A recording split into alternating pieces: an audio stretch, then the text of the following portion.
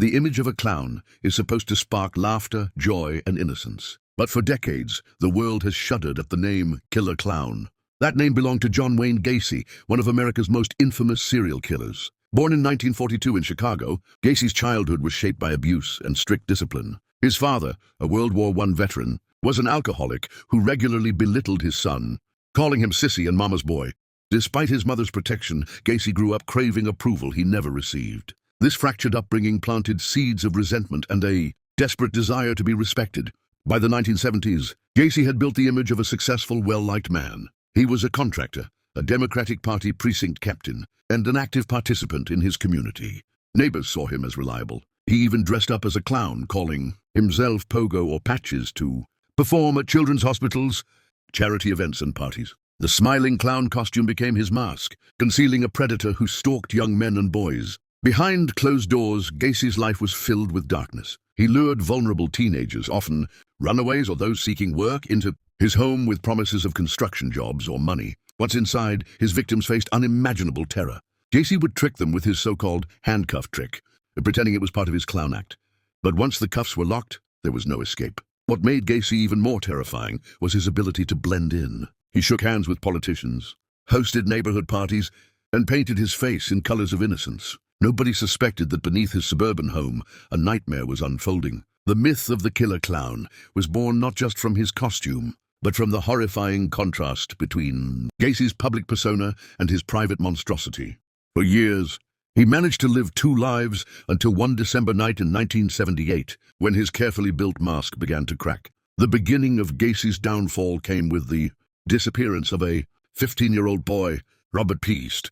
On December 11, 1978, Robert had told his mother he was going to talk to a contractor about a potential job. That contractor was John Wayne Gacy. When Robert didn't return home, his family immediately sounded the alarm. Police began investigating, and all leads pointed to Gacy's company. At first, Gacy dismissed the claims, insisting he never met the boy. But investigators noticed inconsistencies in his story, and soon his confident demeanor began to unravel. As detectives dug deeper, they learned disturbing rumors. Teenage employees had accused Gacy of sexual advances. He had served prison time in Iowa for sodomy years earlier, and yet, despite this, he had managed to rebuild his reputation in Chicago. Still, nobody could imagine the scale of his crimes. Under increasing suspicion, Gacy grew reckless. He invited officers into his home, where they noticed the overwhelming smell of decay. He claimed it was sewer problems. In reality, the stench came from dozens of bodies buried in the crawl space beneath his house. Investigators kept him under surveillance. Gacy, feeling cornered,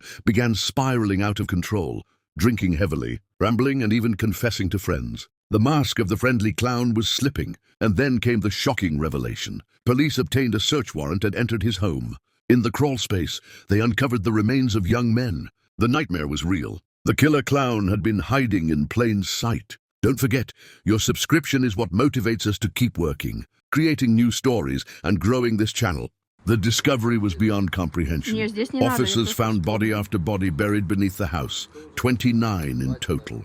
4 others were later found in rivers where Gacy had dumped them. The victims were mostly teenagers, some as young as 14, others in their early 20s. Many were never even reported missing by families, drifting through society unnoticed until their lives ended in Gacy's hands. The crawl space became a tomb. Gacy, a man who had entertained children as Pogo the Clown, was now revealed as one of history's most prolific serial killers. The horror wasn't just in the numbers, but in the cold calculation behind his acts. He maintained meticulous control, burying bodies in layers, keeping records, and continuing life as though nothing had happened. During questioning, Gacy initially claimed he was only guilty of a few murders, suggesting others were responsible. But as evidence piled up, the truth emerged. He had acted alone. His double life had been sustained for years by manipulation, charm, and sheer audacity. The trial began in 1980 and drew worldwide attention. Prosecutors presented overwhelming evidence, human remains, victim testimony, and Gacy's own confessions. His lawyers attempted an insanity defense, claiming he suffered from multiple personality disorder, but the jury didn't buy it. They saw through the mask. On March 13, 1980, John Wayne Gacy was convicted of 33 murders and sentenced to death. The verdict shocked America, cementing his legacy as the killer clown. For years on death row, he painted macabre clown portraits, disturbing souvenirs of his alter ego. Collectors later bought them, some destroyed them, others kept them as chilling reminders. Remember, your support through subscribing inspires us to continue bringing you these chilling stories and developing our project further. Gacy spent 14 years on death row at Menard Correctional Center in Illinois. During interviews, he remained unrepentant, often smirking or making chilling remarks. He denied responsibility, claiming he was the victim of a political conspiracy.